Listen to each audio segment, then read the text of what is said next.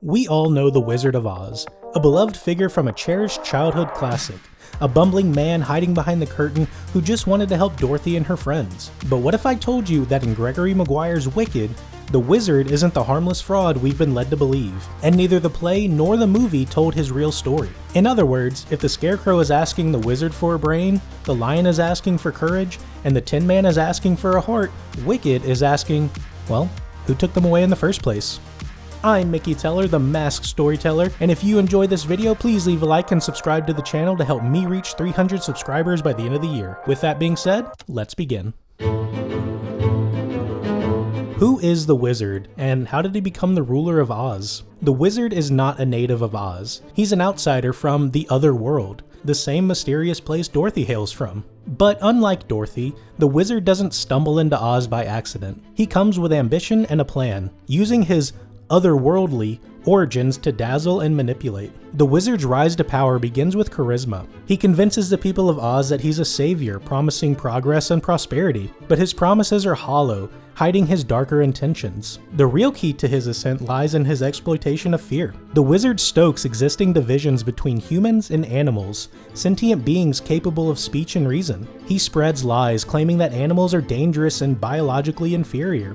With carefully crafted propaganda, he creates a scapegoat, diverting attention from his own growing power. His fear-mongering leads to oppressive policies. Animals are stripped of their rights and forbidden from holding certain jobs. Segregation laws are cutting them off from society. Even their voices are silenced, with some animals literally muzzled to prevent them from speaking. The Emerald City becomes the center of his regime, a glittering facade masking the machinery of oppression. Even the Emerald Effect is a lie, a quick trick of green-tinted glasses forced on visitors, symbolizing how the wizard controls not just what people do, but how they see the world around them. The musical and movie trims down these darker elements, focusing more on friendship and redemption, leaving the wizard's chilling rise to power in the shadows. But why does the wizard hate animals so much? The answer lies in control. Animals, with their intelligence and ability to speak, represent a challenge to the wizard's authority. They're voices of reason in a land he seeks to dominate, a reminder that his lies are just that, lies. By stripping them of their rights, silencing their voices, and reducing them to powerless creatures, the wizard eliminates any potential oppression. One of the most chilling examples of this is the murder of Doctor Dillamond, a goat and a professor. Dillamond is a vocal advocate for animal rights, working to disprove the wizard's propaganda that animals are biologically inferior. His research threatens to expose the wizard's lies, making him a target. Dillamond is assassinated. His throat is cut in what's framed as a random act of violence. But the implications are clear. This was an execution, meant to silence him and send a warning to others. For Wicked's protagonist Elphaba, Dillamond's death is a turning point. It ignites her rebellion against the wizard and solidifies her role as a defender of the voiceless. Another haunting moment is when a small lion cub is brought in for experimentation. The cub is bound, its mouth is forcibly shut, a living symbol of the wizard's policies. Its wide, frightened eyes reveal its suffering, and its trembling body mirrors the terror felt by all animals under the wizard's rule. This scene encapsulates the horror of dehumanization, or I guess more accurately, de-animalization. It's not just about control. It's about erasing the entire group's identity. In Wicked, no matter the adaptation, we learn that Elphaba, the so-called Wicked Witch of the West, isn't really wicked at all. She's one of the most misunderstood characters in Oz. Born with green skin, Elphaba is ostracized from birth. She's looked at as other in a society that values conformity. But what sets her apart isn't just her appearance. It's her fierce intelligence and her unwavering sense of justice. When she witnesses the wizard's oppression firsthand, the silencing of animals, the murder of Dillamond, and the growing fear that grips Oz, she can't just stand idly by. Her rebellion isn't driven by malice, but by a desperate need to make things right. But the wizard uses his propaganda machine to turn the people of Oz against her. Through lies and manipulation, he paints Elphaba as a dangerous radical, a threat to their society. The label of wicked isn't a reflection of her actions, it's a tool to discredit her and justify his own oppression. In truth, Elphaba is a hero, but history is written by the victors, and in Oz, that's the wizard.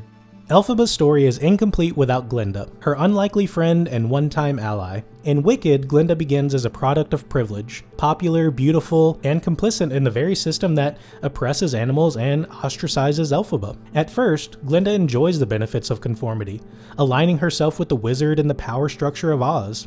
But as she gets closer to Elphaba, her worldview begins to change. Through their friendship, Glinda starts to see the cracks in the wizard's regime, and she wrestles with her own complicity. One key moment comes when Glinda witnesses the injustices against the animals. She begins questioning the system she once supported. While Elphaba fights injustice head-on, Glinda struggles to reconcile her desire for acceptance with the moral cost of her actions. It's this tension that makes Glinda such a compelling character, a mirror of Elphaba's rebellion and a reminder that change is never easy, even for those with good intentions.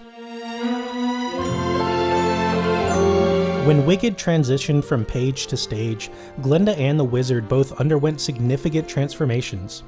The wizard in the musical is no longer the ruthless tyrant we see in the book. Instead, he's portrayed as a manipulative but ultimately pitiable man who simply wants power. Glinda, meanwhile, is given more emotional depth, transforming from self-absorbed into a redemptive figure. These changes make the story more accessible, but it also softens the critiques of the original. The musical focuses more on personal growth and less on systemic change, leaving audiences with a story that's heartwarming, but less biting. The same can be said for Wicked the movie. While it follows the musical's lead, one can't help but wonder what could have been if the darker, more complex versions of these characters had made it to the big screen. If I'm being honest, I kinda wish they stuck closer to the book.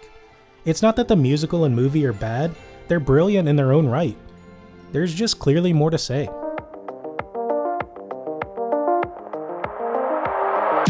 Elphaba and Glinda represent two sides of the same coin. One a fighter, the other a reluctant reformer.